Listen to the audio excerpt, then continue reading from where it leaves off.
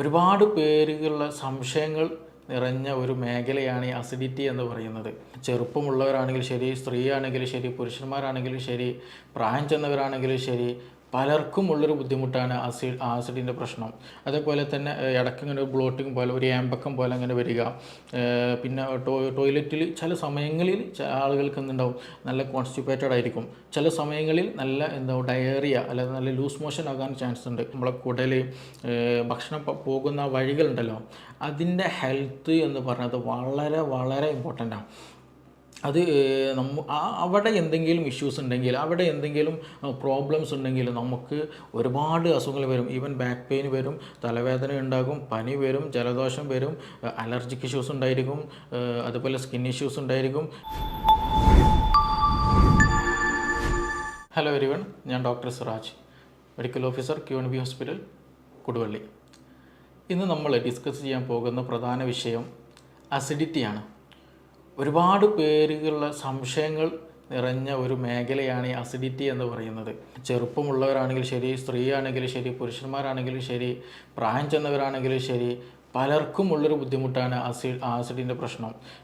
തികട്ടി വരിക, പുളിച്ച് തികട്ടി വരിക, അതേപോലെ ചില സമയത്ത് വയറ്റിൽ നിന്ന് നല്ലോണം പോവുക, നെഞ്ചരിച്ചിൻ്റെ പ്രശ്നം, നല്ല ഗ്യാസ് വരിക, വയറ് വീർത്ത് വരിക, ഇങ്ങനെ പൊതുവായിട്ടുള്ള ഈ ഒരു പ്രശ്നങ്ങൾ പല ആളുകൾക്കിടയിലുണ്ട്.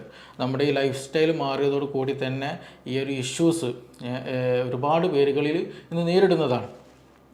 ഇന്ന് അത് മാത്രമല്ല, നമ്മളിതിൻ്റെ കൂടെ ചേർത്ത് വായിക്കുന്ന ഒരു പ്രശ്നം എന്താണെന്ന് വെച്ചാൽ, ഇന്ന് വരുന്ന ക്ലിനിക്കിൽ വരുന്ന പല കേസുകളിൽ, ഈ അടുത്ത് വന്നൊരു കേസ് വന്നിട്ടുണ്ടായിരുന്നു.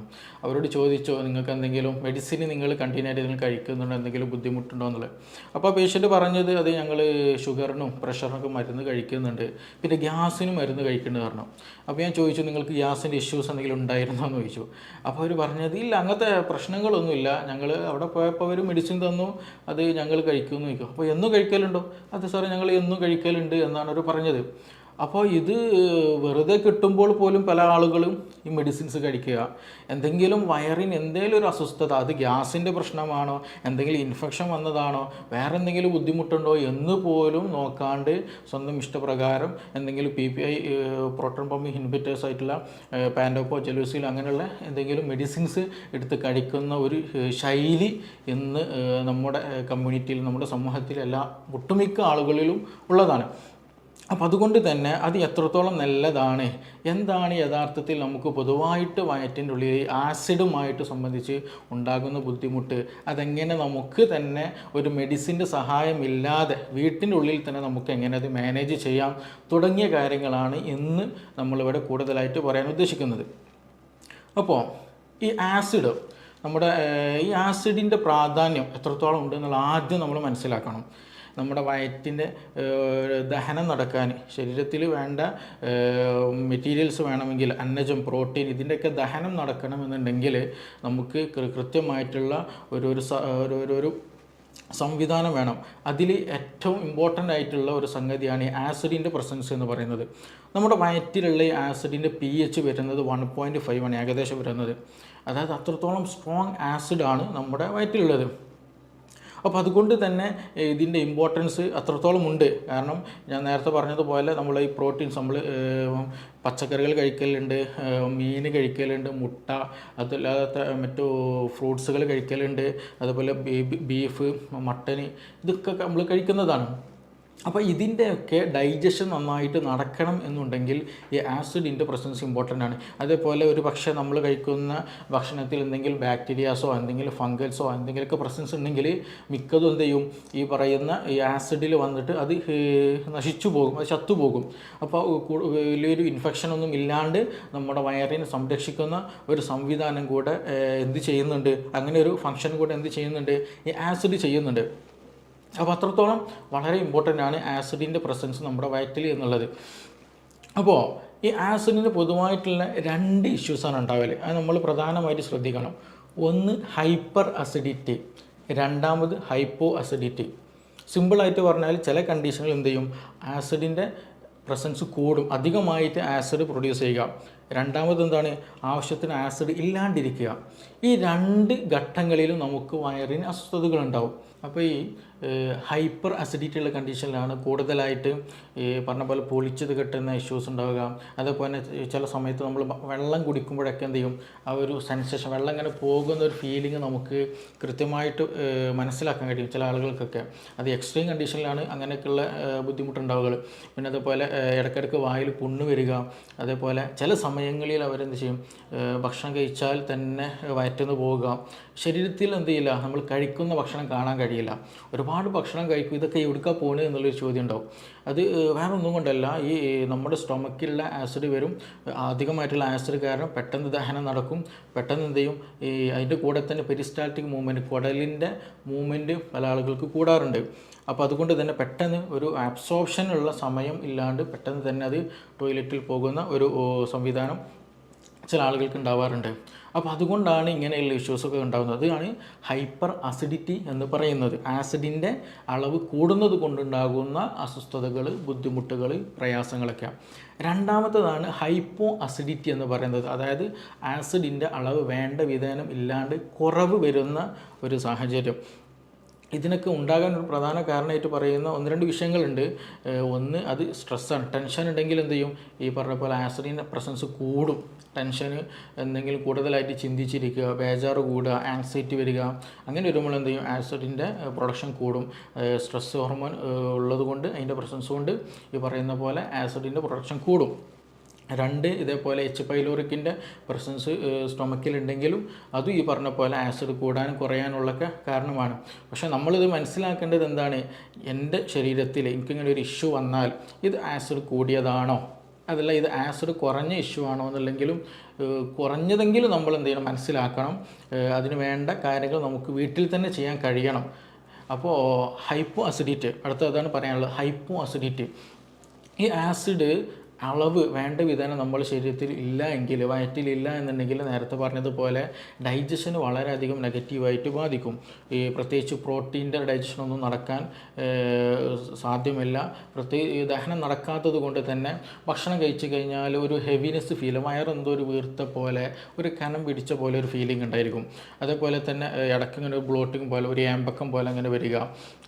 പിന്നെ ടോയ്ലറ്റിൽ ചില സമയങ്ങളിൽ ആളുകൾക്ക് എന്തുണ്ടാവും, നല്ല കോൺസ്റ്റിപ്പേറ്റഡ് ആയിരിക്കും. ചില സമയങ്ങളിൽ നല്ല ഡയറിയ അല്ലെങ്കിൽ നല്ല ലൂസ് മോഷൻ ആകാൻ ചാൻസ് ഉണ്ട്. അതെന്താ അങ്ങനെ വരണമെന്ന് ചോദിച്ചാൽ, ഞാൻ നേരത്തെ പറഞ്ഞല്ലോ, നമ്മൾ ഡൈജഷൻ ശരിക്കും നടക്കുന്നില്ല. ഡൈജഷൻ ശരിക്കും നടക്കാത്തത് കൊണ്ട് അൺഡൈജസ്റ്റഡ് ആയിട്ടുള്ള ഫുഡാണ് സ്റ്റൊമക്കിൽ നിന്ന് പിന്നീട് സ്മോൾ ഇൻറ്റെസ്റ്റൈനിലേക്കൊക്കെ, ലാർജ് ഇൻറ്റെസ്റ്റൈനിലേക്ക്, കുടലിലേക്ക് ഇങ്ങനെ വരുന്നത്. അപ്പോൾ അവിടെയൊക്കെ ചെറുതായിട്ടുള്ള ഒരുപാട് ഗട്ട് ബാക്ടീരിയാസ് ഉണ്ട്. ഈ ബാക്ടീരിയ എന്ത് ചെയ്യും, അതിമേ ഇങ്ങനെ വർക്ക് ചെയ്യുമ്പോൾ അവിടെയുള്ള അത് ശരിക്കും ഡൈജസ്റ്റഡ് ആകാത്തത് കൊണ്ട് തന്നെ അവിടെ ഒരു റൊട്ടനായിട്ട് ഒരു ചീഞ്ഞു പോകുന്ന ഒരു സിറ്റുവേഷൻ അവിടെ ഉണ്ടാകും. അപ്പോൾ അങ്ങനെ വരുമ്പോൾ എന്ത് ചെയ്യും, ചിലപ്പോൾ ചില ആളുകൾക്ക് നല്ല അബ്ഡോമിനൽ പെയിൻ ഉണ്ട്, നല്ല വയറുവേദന ഉണ്ടാകും. പിന്നെ അതുപോലെ കീഴുവായി പോകുന്ന സമയത്ത് ഭയങ്കര സ്മെല്ല് വളരെയധികം ഉണ്ടായിരിക്കും. പിന്നെ അതിങ്ങനെ ഇടയ്ക്കിടയ്ക്ക് വന്നുകൊണ്ടേയിരിക്കും. അതൊക്കെയാണ് ഈ പറയുന്ന പോലെ ഹൈപ്പോ അസിഡിറ്റി കാരണം നമ്മുടെ വയറിൽ ഉണ്ടാകുന്ന അസ്വസ്ഥതകൾ പ്രധാനമായിട്ടുള്ളത്. വയറുവേദന ഉണ്ടാവുക, കീഴ്വാഴ് കൂടുതലായിട്ട് ഇങ്ങനെ പോകുക, അത് നല്ല സ്മെല്ലുള്ള ഒരു കീഴ്വാഴ് വൈക്കും ഉണ്ടാവുക.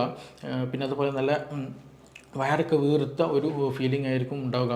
അപ്പോൾ ഇതാണ് കൂടുതലായിട്ടും ഹൈപ്പോ അസിഡിറ്റിയുടെ കേസിൽ ഉണ്ടാകാറുള്ളത്. അതുകൊണ്ട് തന്നെ ചില ഈ റൊട്ടനാവില്ല, ഞാൻ പറഞ്ഞല്ലോ, കുടലിൽ വെച്ചിട്ട് ബാക്ടീരിയ അതും എന്ത് ചെയ്യും, കൂടുതൽ മൾട്ടിപ്പിൾ ചെയ്യും. അതിൻ്റേതായിട്ടുള്ള പ്രവർത്തനങ്ങൾ നടക്കുമ്പോൾ അതിന് ബാഡ് സ്മെല്ല് വരും. അതേപോലെ തന്നെ ചിലപ്പോൾ ഒരു ഇൻഫെക്ഷനും അതേപോലെ കോൺസ്റ്റിപ്പേഷൻ ആകാൻ ചാൻസ് ഉണ്ട്. അതേപോലെ നേരത്തെ പറഞ്ഞ പോലെ വയറ്റിൽ നിന്ന് കൂടുതലായിട്ട് ലൂസായിട്ട് സ്റ്റൂള് പോകാനും സാധ്യതയുണ്ട്. അതാണ് ഹൈപ്പോ അസിഡിറ്റിയിൽ കൂടുതലായിട്ടുണ്ടാകും. അപ്പോൾ നമ്മുടെ വീട്ടിലുള്ള അല്ലെങ്കിൽ നമുക്ക് തന്നെ ഇങ്ങനെയുള്ള അനുഭവങ്ങളുണ്ടായിരിക്കും. ചില ആൾക്ക് ഭക്ഷണം കഴിച്ച് കഴിഞ്ഞാൽ, എന്തെങ്കിലും ബീഫൊക്കെ കഴിച്ച് കഴിഞ്ഞാൽ, എന്തെങ്കിലും റെഡ് മീറ്റൊക്കെ കഴിച്ച് കഴിഞ്ഞാൽ എന്ത് ചെയ്യും, ഇനിയൊന്നും വേണ്ട, വയറ് ഫുള്ളായൊരു ഫീലിംഗ് ഉണ്ടായിരിക്കും. നേരെ ചില ആളുകളുണ്ടാകും, എന്ത് കഴിച്ചാലും എന്ത് ചെയ്യും, വീണ്ടും വിശപ്പ് തോന്നും, വീണ്ടും പിന്നെ കഴിക്കാനുള്ള ടെൻഡൻസി ഉണ്ടായിരിക്കും. അവർക്ക് അങ്ങനത്തെ ഒരു ഹെവിനെസ്സോ ഫീലിംഗ് ഉണ്ടായിരിക്കില്ല. അതാണ് ഈ ഹൈപ്പർ അസിഡിറ്റിൻ്റെയും ഹൈപ്പോ അസിഡിറ്റിൻ്റെയും രണ്ടും വ്യത്യാസങ്ങൾ വരുന്നത്. ഇത് രണ്ടും എന്ത് ചെയ്യണം, ട്രീറ്റ് ചെയ്യേണ്ട കേസാണ്. ഇത് രണ്ടും എന്ത് വെച്ചാൽ നമ്മളെപ്പോഴും നോർമലിൽ എന്ത് ചെയ്യണം, മൂവ് ചെയ്യാൻ ശ്രദ്ധിക്കണം. അപ്പോൾ നോർമൽ മൂവ് ചെയ്താൽ മാത്രമാണ് ശരിയായ രീതിയിൽ ഡൈജഷൻ നടക്കുക, ശരിയായ രീതിയിൽ അബ്സോർപ്ഷൻ നമുക്ക് വേണ്ട ശരീരത്തിൽ വേണ്ട അന്നജവും പ്രോട്ടീനും വൈറ്റമിൻസും മിനറൽസൊക്കെ ശരീരത്തിന് കിട്ടുകയുള്ളൂ. അല്ലാണ്ട് നമ്മൾ കൂടുതലായിട്ട് ഭക്ഷണം കഴിക്കും, ഭക്ഷണം കഴിച്ചത് ശരിയായ രീതിയിൽ ആഗിരണം നടക്കില്ല, ഡൈജഷൻ നടക്കില്ല, അബ്സോർപ്ഷൻ നടക്കില്ല. അപ്പോൾ നമുക്ക് വേണ്ട സാധനങ്ങളൊന്നും ബോഡിക്ക് അബ്സോർബ് ചെയ്യാൻ പറ്റാത്തത് കൊണ്ട് അതെന്ത് ചെയ്യും, നമ്മുടെ ശരീരത്തിൽ പിടിക്കില്ല. അങ്ങനെയൊക്കെ ഇഷ്യൂസ് ഇതുമായി ബന്ധപ്പെട്ട് ഉള്ളതാണ്. അപ്പോൾ അതുകൊണ്ട് തന്നെ ഇതിൽ നമ്മൾ പ്രധാനമായിട്ട് ശ്രദ്ധിക്കേണ്ടത്, ഒന്ന് ഹൈപ്പർ അസിഡിറ്റി ഉള്ളവർക്ക് കൂടുതലായിട്ടുള്ള പ്രശ്നമാണ് സ്ട്രെസ് ഉണ്ടാവുക, ടെൻഷൻ ഉണ്ടാവുക, ബേജാറുണ്ടാവുക എന്നുള്ളത്. അത് നമ്മൾ ഒഴിവാക്കണം. സ്ട്രെസ് ഹോർമോൺ പ്രൊഡക്ഷൻ കൂടിക്കഴിഞ്ഞാൽ ഈ ഹൈപ്പർ അസിഡിറ്റി കൂടുതലായിട്ടുണ്ടാകും. അപ്പോൾ അതുകൊണ്ട് കൂടുതലായിട്ടുള്ള ടെൻഷന്, ബേജാറുകൾ, ആലോചനകൾ, ചിന്തകൾ ഒക്കെ ഉണ്ടെങ്കിൽ ശ്രദ്ധിക്കുക, അത് ഒഴിവാക്കേണ്ടതാണ്. മറ്റൊന്ന്, ഉറക്കമില്ലാത്ത അവസ്ഥയുണ്ടെങ്കിൽ, ഉറക്കം വളരെ കുറവാണ്, അങ്ങനെ എന്തെങ്കിലും ബുദ്ധിമുട്ടുണ്ടെങ്കിൽ അതും വളരെ ശ്രദ്ധിക്കേണ്ടതാണ്. അതും നമ്മുടെ ശരീരത്തെ എന്ത് ചെയ്യും, നമ്മുടെ ദഹന പ്രക്രിയയെ, ആസിഡിൻ്റെ പ്രൊഡക്ഷനൊക്കെ പ്രതികൂലമായിട്ടും ബാധിക്കുന്നതാണ്. അപ്പോൾ അതും ശ്രദ്ധിക്കുക. ദഹനത്തെ വളരെ ഇമ്പോർട്ടൻ്റ് ആണ് ഉറക്കം എന്നുള്ളത്. മറ്റൊന്ന്, ഈ ഹൈപ്പോ ആയിട്ടുള്ള കേസുകളുണ്ടല്ലോ, അതായത് ദഹനം നടക്കുന്നില്ല, എന്തെങ്കിലും വയറ് വീർത്ത പോലെ അല്ലെങ്കിൽ ഒരു ക്ഷീണം പിടിച്ച പോലെയൊക്കെയുള്ള ഒരു അവസ്ഥ.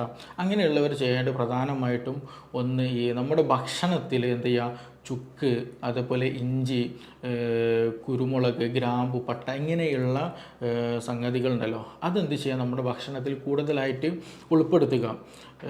അത് നമ്മുടെ ഡൈജഷന് കൂടുതൽ പ്രൊമോട്ട് ചെയ്യും, പെട്ടെന്ന് ഡൈജസ്റ്റ് ചെയ്യാനുള്ള അത് ഹെൽപ്ഫുൾ ആക്കുന്ന മെഡിസിൻസാണ്. അപ്പോൾ കൂടുതലായിട്ട് നിങ്ങൾക്ക് അങ്ങനെ ഒരു ഇഷ്യൂസ് ഉണ്ടെന്നുണ്ടെങ്കിൽ എന്ത് ചെയ്യുക, ഈ മല്ലി ഉണ്ടല്ലോ, മല്ലി കുറച്ച് എന്ത് ചെയ്യുക, വെള്ളത്തിലിട്ട് തിളപ്പിച്ചിട്ട് ആ വെള്ളം ഇടയ്ക്കിടയ്ക്ക് കുടിക്കുന്നത് ഈ അധികമായിട്ടുള്ള ഗ്യാസിൻ്റെ ഇഷ്യൂസും വയറിൻ്റെ അസ്വസ്ഥതകൾക്കൊക്കെ വളരെ ഹെൽപ്ഫുള്ളാണ്, വയറ്റിന്ന് പോകാനും വളരെ നല്ലതാണ്. അപ്പോൾ അതുകൊണ്ട് അങ്ങനെയുള്ള മെഡിസിൻസ്, അങ്ങനെയുള്ള പദാർത്ഥങ്ങൾ കൂടുതലായിട്ട് നമ്മൾ എന്ത് ചെയ്യണം, നമ്മുടെ ഭക്ഷണത്തിൽ ഉൾപ്പെടുത്താൻ ശ്രദ്ധിക്കാം. എങ്കിൽ തന്നെ എന്ത് ചെയ്യും, ഇങ്ങനെയുള്ള ഇഷ്യൂസുകളും കാര്യങ്ങളും നമുക്ക് നിയന്ത്രിക്കാൻ കഴിയും.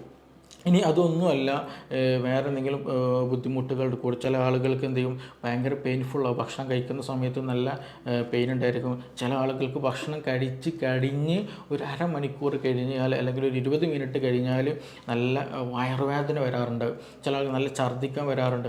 അപ്പോൾ അങ്ങനെയുള്ള കേസുകളിൽ അത് നിർബന്ധമായിട്ടും നമ്മൾ പ്രത്യേകം ഡോക്ടറെ കണ്ടിട്ട് അത് എന്താണ് എന്നുള്ളത് പഠിക്കുക തന്നെ ചെയ്യണം. അത് വേറെ എന്തെങ്കിലും മൈഗ്രെയിൻ്റെ ഇഷ്യൂസ് ഉണ്ടോ, ഇനി അതല്ല വേറെ അൾസറിൻ്റെ പ്രശ്നമുണ്ടോ, IBSൻ്റെ സിംറ്റം ഉണ്ടോ, IBD ഇങ്ങനെയുള്ള, അതായത് നമ്മുടെ GI ട്രാക്ക്, അത് ഭക്ഷണം പോകുന്ന പാത്വേ ഉണ്ടല്ലോ, ഈ ഈസോഫാഗസ്, അതായത് ഇവിടെ നിന്ന് വരുന്ന ആ ഈസോഫാഗസ്, സ്റ്റൊമക്ക്, വയറ്, പിന്നെ സ്മോൾ ഇൻറ്റസ്റ്റൈൻ, ലാർജ് ഇൻറ്റസ്റ്റൈൻ, അങ്ങനെയുള്ള ആ ഒരു പാത്വേയിൽ എന്തെങ്കിലും ഇൻഫെക്ഷൻസ് ഉണ്ടോ, അവിടെ എന്തെങ്കിലും അതിന് സ്ഫിങ്ക്റ്റേഴ്സ് ഉണ്ട്, അതായത് ഭക്ഷണം ഒരു വൺ ഡയറക്ഷനിൽ പോകാൻ വേണ്ടി ഹെൽപ്പ് ചെയ്യുന്ന സ്ഫിങ്ക്റ്ററായിട്ട് ആക്ട് ചെയ്യുന്ന ഏരിയകളുണ്ട്. അപ്പോൾ അവിടെ എന്തെങ്കിലും പ്രശ്നങ്ങളുണ്ടോ, അപ്പോൾ അത് കറക്റ്റ് മനസ്സിലാക്കിയിട്ട് അതിന് വേണ്ട രീതിയിലുള്ള ട്രീറ്റ്മെൻറ്റ് വളരെ ഇമ്പോർട്ടൻ്റ് ആണ്. നമ്മൾ ആദ്യം മനസ്സിലാക്കണം, ഈ സ്റ്റൊമക്ക് എന്ന് പറയുന്നത്, അതായത് സ്റ്റൊമക്ക്, നമ്മളെ കുടൽ, ഭക്ഷണം പോകുന്ന വഴികളുണ്ടല്ലോ, അതിൻ്റെ ഹെൽത്ത് എന്ന് പറയുന്നത് വളരെ വളരെ ഇമ്പോർട്ടൻ്റാണ്. അത് അവിടെ എന്തെങ്കിലും ഇഷ്യൂസ് ഉണ്ടെങ്കിൽ, അവിടെ എന്തെങ്കിലും പ്രോബ്ലംസ് ഉണ്ടെങ്കിൽ നമുക്ക് ഒരുപാട് അസുഖങ്ങൾ വരും. ഈവൻ ബാക്ക് പെയിൻ വരും, തലവേദന ഉണ്ടാകും, പനി വരും, ജലദോഷം വരും, അലർജിക് ഇഷ്യൂസ് ഉണ്ടായിരിക്കും, അതുപോലെ സ്കിൻ ഇഷ്യൂസ് ഉണ്ടായിരിക്കും, സെക്ഷൽ ഇഷ്യൂസ് ഉണ്ടായിരിക്കും, അങ്ങനെയുള്ള പല ഇഷ്യൂസും ഉണ്ടായിരിക്കും. ഇനി അഥവാ നമ്മളൊരു മെഡിസിൻ കഴിച്ചാലോ ഈ അസുഖങ്ങൾക്ക് വേണ്ടിയിട്ട്, ആ മെഡിസിനും തന്നെ ശരിയായ രീതിയിൽ ദഹിച്ച് അബ്സോർപ്ഷൻ നടക്കണം എന്നുണ്ടെങ്കിൽ എന്ത് വേണം, ഈ GI ട്രാക്ക്, നമ്മുടെ സ്റ്റൊമക്ക്, വയറ്, കുടൽ, ഇതൊക്കെ എന്ത് ചെയ്യണം, ഹെൽത്തി ആയിരിക്കണം. ഇല്ലെങ്കിൽ എന്ത് ചെയ്യില്ല, അത് ശരിക്കും ഡൈജഷൻ നടക്കില്ല, ശരിയായ രീതിയിൽ അബ്സോർപ്ഷൻ നടക്കില്ല, ആ മെഡിസിൻ ശരീരത്തിൽ പിടിക്കില്ല. അപ്പോൾ അതുകൊണ്ട് ഈ ഒരു പാത്വേ, നമ്മുടെ ഭക്ഷണം കഴിക്കുന്ന അല്ലെങ്കിൽ ഭക്ഷണം കടന്നു പോകുന്ന സ്ഥലം എന്നുള്ളത് വളരെ വളരെ ഇമ്പോർട്ടൻ്റ് ആണ്. അത് നിർബന്ധമായിട്ടും നമ്മൾ എന്ത് ചെയ്യണം, ഹെൽത്തി ആയി കൊണ്ടുപോകാൻ വളരെയധികം ശ്രദ്ധിക്കുക. എന്തെങ്കിലും ബുദ്ധിമുട്ട് കൂടുതലായിട്ട് തോന്നുന്നുണ്ടെങ്കിൽ നിർബന്ധമായിട്ടും നിങ്ങളൊരു ഡോക്ടറെ കണ്ടിട്ട് അതിന് വേണ്ട നിർദ്ദേശങ്ങൾ സ്വീകരിക്കണം. അല്ലാണ്ട് സ്വന്തം ഇഷ്ടപ്രകാരം, സ്വന്തം തീരുമാനപ്രകാരം ഒരിക്കലും എന്ത് ചെയ്യരുത്, നമ്മൾ മെഡിസിൻ കഴിക്കരുത്. അത് നിർബന്ധമായിട്ടും നമ്മൾ ശ്രദ്ധിക്കേണ്ടതാണ്. നമുക്കിനി മറ്റൊരു വിഷയവുമായിട്ട് വേറൊരു സമയത്ത് വീണ്ടും കാണാം.